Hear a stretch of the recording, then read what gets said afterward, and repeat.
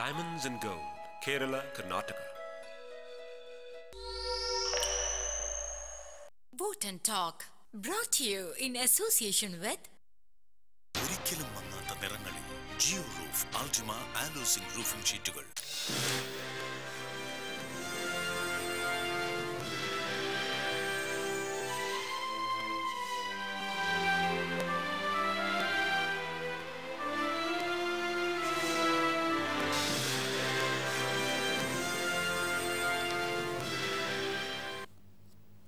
നമസ്കാരം, വാട്ടർ ടോക്കിലേക്ക് സ്വാഗതം.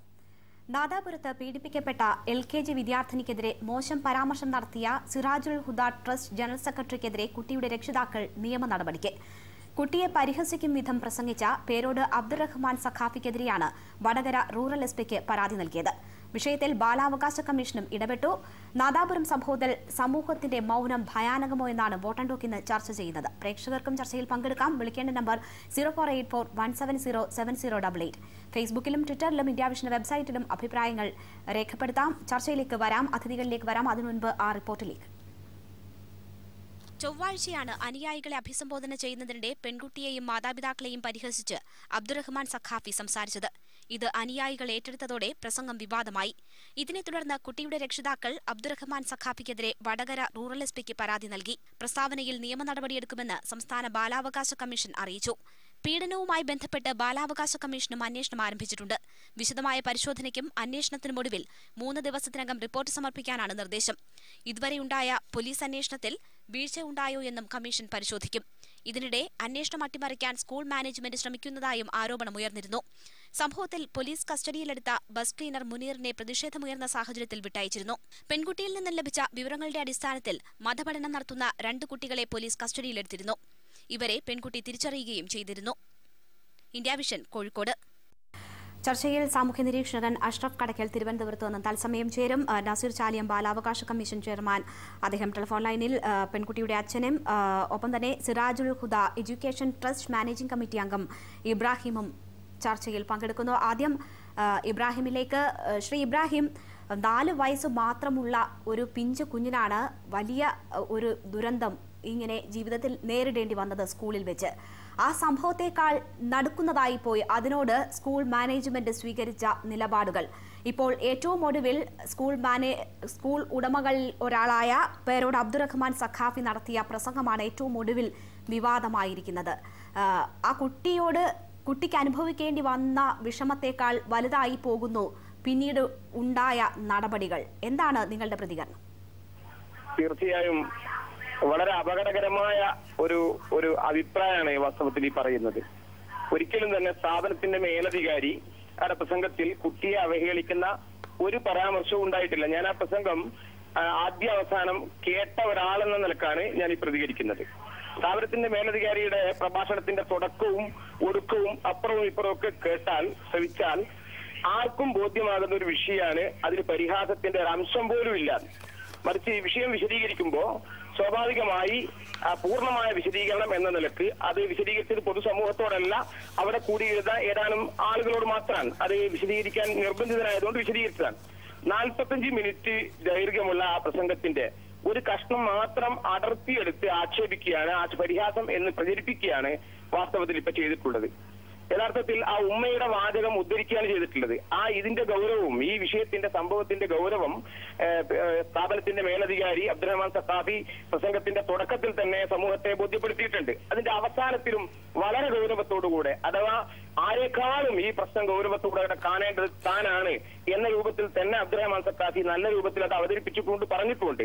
പ്രസംഗത്തിന്റെ ഉദ്ധരണിയാണ് ഇപ്പൊ ആ സന്ദർഭത്തിൽ നടത്തിയെടുത്ത് ആ ഉദ്ധരണി പ്രചരിപ്പിച്ച്. ശ്രീ ഇബ്രാഹിം, സോഷ്യൽ മീഡിയയിലടക്കം മറ്റു മാധ്യമങ്ങളിലടക്കം മണിക്കൂറുകളോളം അദ്ദേഹത്തിന്റെ ഈ സംഭാഷണം സംപ്രേഷണം ചെയ്തിരുന്നു.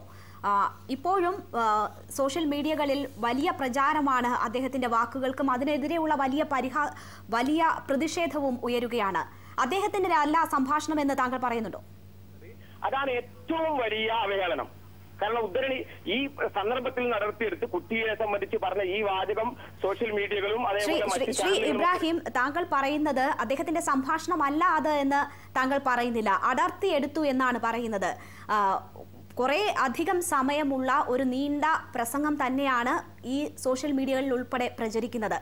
അതിൽ വളരെ വിശദമായി തന്നെ കാര്യങ്ങൾ പറയുന്നു. സംഭാഷണം മാത്രമല്ല, ചിരിക്കേണ്ടടുത്ത് ചിരിച്ച് പരിഹസിച്ച് തന്നെയാണ് അദ്ദേഹം വളരെ ലഘൂകരിച്ച് ഇത്തരം ദാരുണമായ ഒരു സംഭവത്തെ ലഘൂകരിച്ച് അവതരിപ്പിക്കുന്നത്. അതിലെവിടെ അടർത്തിയെടുത്തു എന്നാണ് നിങ്ങൾ പറയുന്നത്? ഹലോ, പറയാം, കേൾക്കാം. ആ സംസാരത്തിന്റെ ആദ്യ ഭാഗത്തിൽ കുട്ടിയെ സംബന്ധിച്ച് പരാമർശിക്കുന്നുണ്ട്. അതിന്റെ അവസാന ഭാഗത്തിൽ കുട്ടിയോടുള്ള വിധേയത്വവും, കുട്ടി എന്റെ കുട്ടിയാണ്, ഞാൻ ഫാത്തിഹ ഓതി, അത് നമ്മളൊരു പ്രാർത്ഥനയാണ്, ആ ഫാത്തിഹ ഓതി തുടങ്ങിക്കൊടുത്തിയ കുട്ടിയാണ്, ആ കുട്ടിയെ സ്കൂളിലേക്ക് ബസ്സിൽ കയറ്റിയാൽ അത് തിരിച്ച് വീട്ടിലെത്തുന്നത് വരെ എന്റെ ഉത്തരവാദിത്തമാണ്, ഞാനാണ് ഈ വിഷയത്തിൽ ഏറ്റവും കൂടുതൽ പ്രശ്നങ്ങൾ അനുഭവിക്കുന്നതും ഏറ്റവും കൂടുതൽ പ്രയാസം അനുഭവപ്പെടുന്നതും എന്ന് തുടങ്ങി ആ കുട്ടിയെ സംബന്ധിച്ചുള്ള നല്ല വാചകങ്ങളും ആ കുടുംബത്തിനുള്ള പ്രത്യേക പ്രാർത്ഥനയും എല്ലാം ആ പ്രഭാഷണത്തിലുണ്ട്.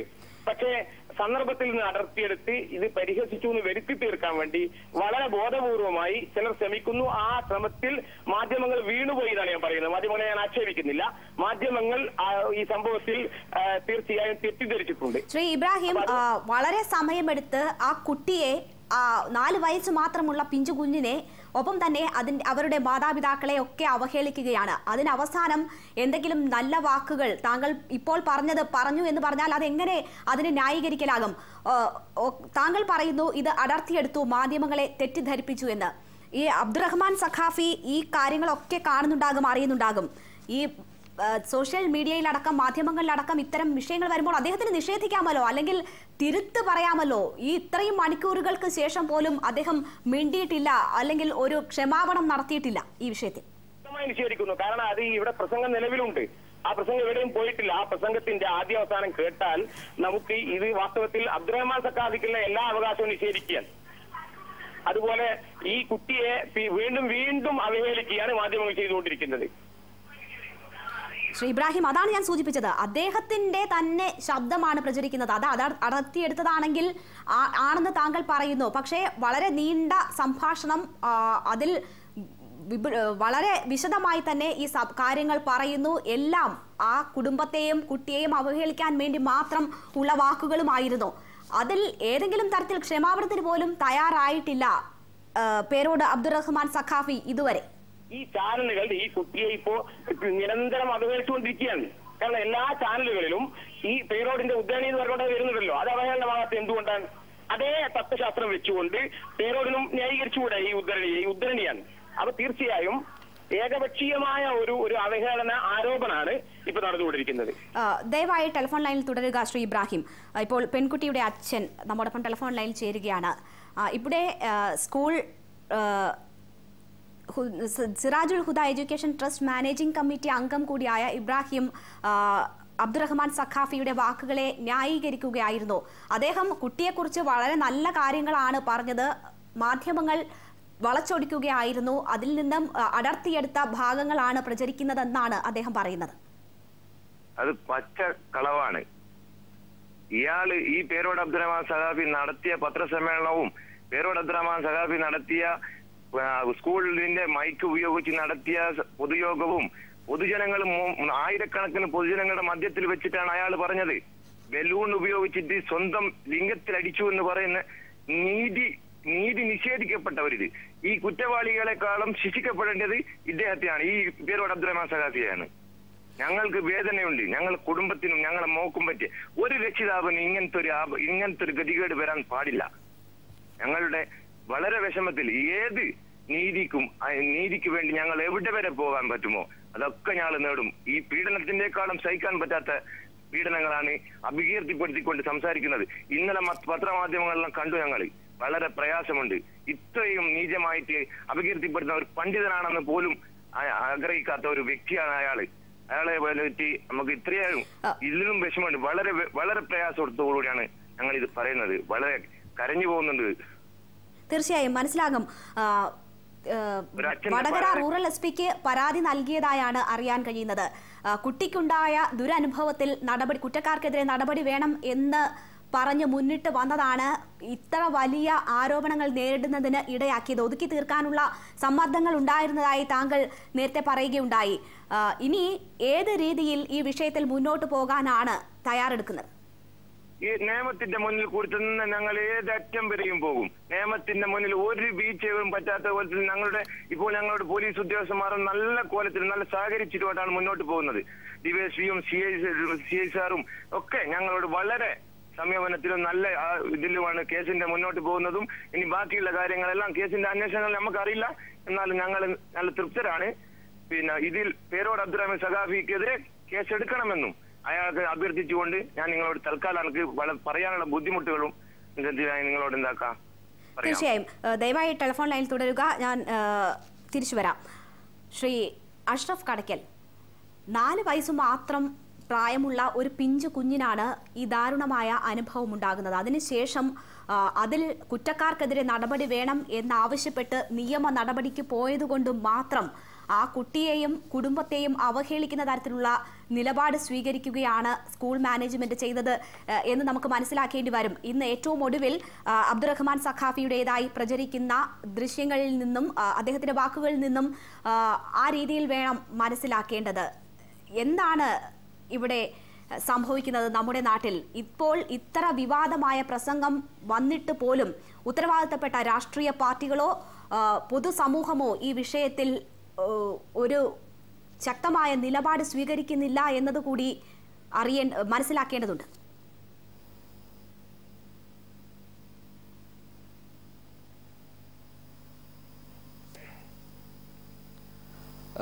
ഇവിടെ സംസാരിച്ച ഇബ്രാഹിം നാദാപുരം സ്കൂൾ മാനേജ്മെന്റിന്റെ പ്രതിനിധിയാണെന്ന് ഞാൻ മനസ്സിലാക്കുന്നു. യഥാർത്ഥത്തിൽ ഞാൻ ഇന്ന് ആ പേരോട് അബ്ദുറഹ്മാൻ സഖാഫിയുടെ പ്രസംഗം എൻ്റെ കുടുംബസമേതം ഇരുന്ന് കേട്ടതാണ്. അതൊരു 5 മിനിറ്റ് കഴിഞ്ഞപ്പോൾ എൻ്റെ ഭാര്യ അതുപോലെ തന്നെ എൻ്റെ അടുത്തുണ്ടായിരുന്ന എൻ്റെ സഹോദരിയുടെ മക്കളെല്ലാം അവിടെ നിന്ന് അപ്രത്യക്ഷമാവുകയാണ്. കാരണം ഒരു കുടുംബത്തിലെ അംഗങ്ങൾക്ക് പോലും ഒരുമിച്ചിരുന്ന് കേൾക്കാൻ സാധിക്കാത്ത അത്ര തലത്തിൽ അറപ്പും വെറുപ്പും ഉളവാക്കുന്ന പദപ്രയോഗങ്ങളും ഒരുതരം വിവരണവും ഒക്കെ ആയിട്ടുള്ള ഒരു 40 മിനിറ്റ് നീണ്ടു നിൽക്കുന്ന അദ്ദേഹത്തിന്റെ പ്രഭാഷണം ഞാൻ മനസ്സിലാക്കുന്നത് സ്ത്രീകളും പണ്ഡിതന്മാരും എല്ലാവരും അടങ്ങിയ ഒരു സദസ്സിൽ അദ്ദേഹം നടത്തിയ ഒരു പ്രസംഗമായിരുന്നു. ഇവിടെ യഥാർത്ഥത്തിൽ ഒരു മലയാളി എന്നുള്ള നിലയ്ക്ക് എനിക്ക് ലജ്ജ തോന്നുന്നു, ഒരു മുസ്ലിം എന്ന നിലയ്ക്ക് എനിക്ക് ലജ്ജ തോന്നുന്നു. ഈ നാട്ടിൽ ഈ ഇസ്ലാമിനെ കുറിച്ചോ അല്ലെങ്കിൽ കേരളീയ ഇസ്ലാമിക സംസ്കാരത്തെ കുറിച്ചോ ഒക്കെ ഉള്ള ഈ പണ്ഡിതന്മാർ എന്താണ് മനസ്സിലാക്കിയിരിക്കുന്നത്? നബി സല്ലല്ലാഹു അലൈഹി വസല്ലം മുഹമ്മദ് നബി പിന്നെ 7-ാം നൂറ്റാണ്ടിൽ വന്ന ആ സമയത്ത് അതിന് മുന്നേ ഉള്ള ഒരു അറേബ്യയെ കുറിച്ച് എല്ലാ ചരിത്രകാരന്മാരും വിവരിക്കുന്നുണ്ട്. അന്ന് നിലവിലിരുന്ന ചില ട്രൈബുകള് പെൺകുഞ്ഞുങ്ങൾ ജനിച്ചാൽ അവരെ ജീവനോടെ കുഴിച്ചു മൂടുന്ന ഒരു സാഹചര്യമായിരുന്നു നിലനിന്നിരുന്നത്. യഥാർത്ഥത്തിൽ ഈ സഖാഫിയെ പോലെയൊക്കെ ഉള്ള പണ്ഡിതന്മാര് പ്രവാചകന് തൊട്ട് മുമ്പുള്ള ഏജ് ഓഫ് ഇഗ്നറൻസ് ജാഹിലിയ കാലഘട്ടം എന്ന് പറയുന്ന ഒരു കാലഘട്ടത്തിലേക്ക് ഈ സമൂഹത്തെയും ഈ നാടിനെ തന്നെ കൊണ്ടുപോകുന്ന ഒരു അവസ്ഥയാണ് ഇത് കേട്ടുപോകാൻ. അങ്ങേയറ്റത്തെ വിഷമവും പ്രതിഷേധവും ദുഃഖവും സങ്കടവും ഒക്കെ തോന്നുന്നുണ്ട്. ആ രക്ഷിതാവിന്റെ സങ്കടത്തിൽ ഞാൻ പങ്കുചേരുന്നു എന്ന് മാത്രമല്ല, പ്രേക്ഷകരോട് എനിക്ക് പറയാനുള്ളത് ഇത് ഈ സംസാരിച്ച ഇബ്രാഹിം എന്ന് പറയുന്ന അദ്ദേഹത്തോടും കൂടെ എനിക്ക് പറയാനുള്ളത്, ഇത് സോഷ്യൽ മീഡിയയുടെ കാലഘട്ടമാണ്. ഈ ലോകത്തെമ്പാടുമുള്ള ജനങ്ങൾ ഇത് ഒരുപക്ഷെ ഏറെക്കുറെ ഒരുപാട് ആളുകൾ ഇത് കേട്ടിട്ടുണ്ടാകും. ഇത് നിങ്ങളുടെ മീഡിയയെ പരാതി പറഞ്ഞിട്ട് കാര്യമില്ല, പത്രങ്ങളെ പഴിച്ചിട്ട് കാര്യമില്ല.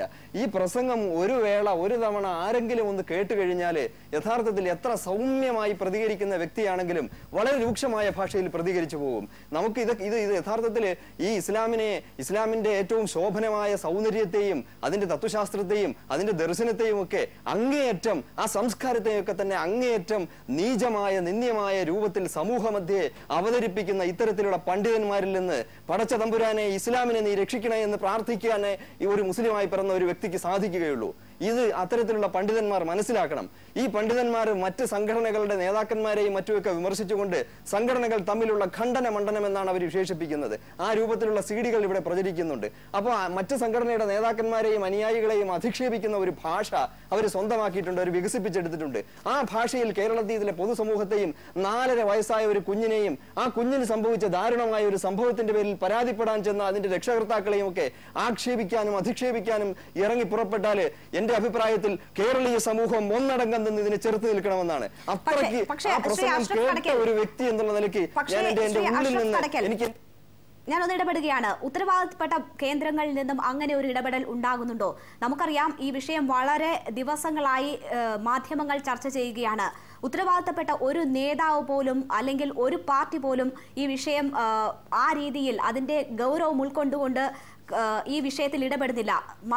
ഒരു മന്ത്രിയുടെ നേതൃത്വത്തിൽ കേസ് അട്ടിമറിക്കാൻ ശ്രമങ്ങൾ നടക്കുന്നതായി വലിയ രീതിയിൽ ആരോപണമുണ്ടാകുന്നു. ഒരു ബസ് കണ്ടക്ടറെ പ്രതിയാക്കാൻ ഉള്ള ശ്രമങ്ങൾ അത് ജനങ്ങളുടെ ചെറുത്തുനിൽപ്പ് കൊണ്ട് മാത്രമാണ് ഒഴിവായത്. ആ പെൺകുട്ടിയുടെ ഉറച്ച നിലപാട് കൊണ്ട് മാത്രമാണ് അത് ഒഴിവായത്. അങ്ങനെയൊക്കെ പല രീതിയിൽ വഴിതിരിച്ചു വിടാൻ ശ്രമിക്കുന്നുണ്ട് ഈ വിഷയം.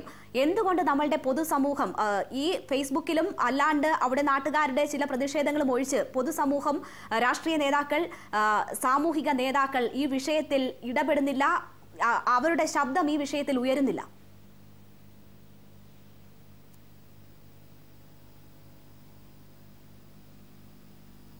അത് വളരെ വളരെ വളരെ വ്യക്തമല്ലേ? ഒരു വലിയ വോട്ട് ബാങ്കിനെ പ്രതിനിധീകരിക്കുന്ന ഒരു പ്രസ്ഥാനത്തിന്റെ പ്രതിനിധികളാണ് ഈ പറയുന്ന ആളുകളൊക്കെ. അവരൊക്കെ ഒന്ന് വിരൽ ഞൊടിച്ചാൽ വോട്ട് ചെയ്യാൻ. പക്ഷെ ഇവരൊക്കെ മനസ്സിലാക്കാത്തൊരു കാര്യമുണ്ട്. കേരളത്തിലെ മുസ്ലിം സമൂഹം മാറിയിരിക്കുന്നു. പുതിയ തലമുറ കാര്യങ്ങൾ തിരിച്ചറിയുകയും പുതിയ വെളിച്ചത്തിന്റെ പുതിയ ഒരു ലോകത്തിലേക്ക് അവരൊക്കെ എത്തിയിരിക്കുന്നു എന്നുള്ള കാര്യം. മതസംബന്ധമായ വിഷയങ്ങളിൽ ഇത്തരത്തിലുള്ള പണ്ഡിതന്മാരോട് സംശയം ചോദിക്കുന്ന കാലഘട്ടം കഴിഞ്ഞിരിക്കുന്നു.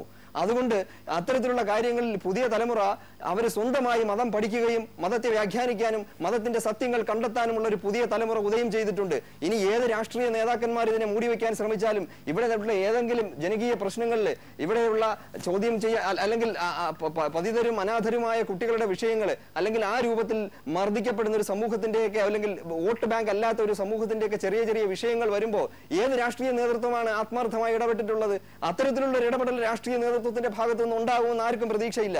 പക്ഷേ കേരളീയ പൊതുസമൂഹം ഇത് മനസ്സിലാക്കുകയും ഇത്തരത്തിലുള്ള നിന്ദ്യവും നീചവുമായ മനുഷ്യൻ എന്ന നിലയ്ക്ക് ഒരു സാംസ്കാരിക കേരളത്തിനെന്ന് ഞാൻ പറയുന്നില്ല, ഒരു മനുഷ്യ സമൂഹത്തിന് തന്നെ അങ്ങേയറ്റം അവരുടെ ആത്മാഭിമാനത്തെയും അവരുടെ അഭിമാനത്തെയും ഒക്കെ മുറിപ്പെടുത്തുന്ന തരത്തിലുള്ള ഇത്തരത്തിലുള്ള ഒരു ഈ മലിനമാക്കുന്ന സമൂഹത്തെ ഒന്നടങ്കം മലിനമാക്കുന്ന ഇത്തരത്തിലുള്ള നടപടികളും പ്രവർത്തനങ്ങളും വാചകങ്ങളും ഇടപെടലുകളും ഒക്കെ തന്നെ സമൂഹം തിരിച്ചറിയുകയും രാഷ്ട്രീയ നേതൃത്വത്തിൽ പ്രതീക്ഷ അർപ്പിക്കുന്നവരല്ല കേരളത്തിന്റെ അല്ല ലോകത്തിലെ തന്നെ പുതിയ സമൂഹം, പുതിയ ജനറേഷൻ, പുതിയ തലമുറ എന്ന് നാം തിരിച്ചറിയേണ്ടിയിരിക്കുന്നു.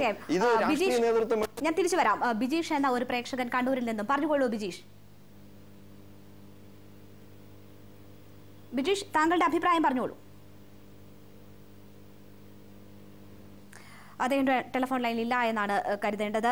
തിരിച്ചു വരാം. സമൂഹത്തിന്റെ മൗനം ഭയാനകമോ എന്നാണ് വോട്ട് ഡോഗ് ചർച്ച ചെയ്യുന്നത്. ഒരു ഇടവേളയ്ക്ക് ശേഷം വളരെ പെട്ടെന്ന് തിരിച്ചു വരാം.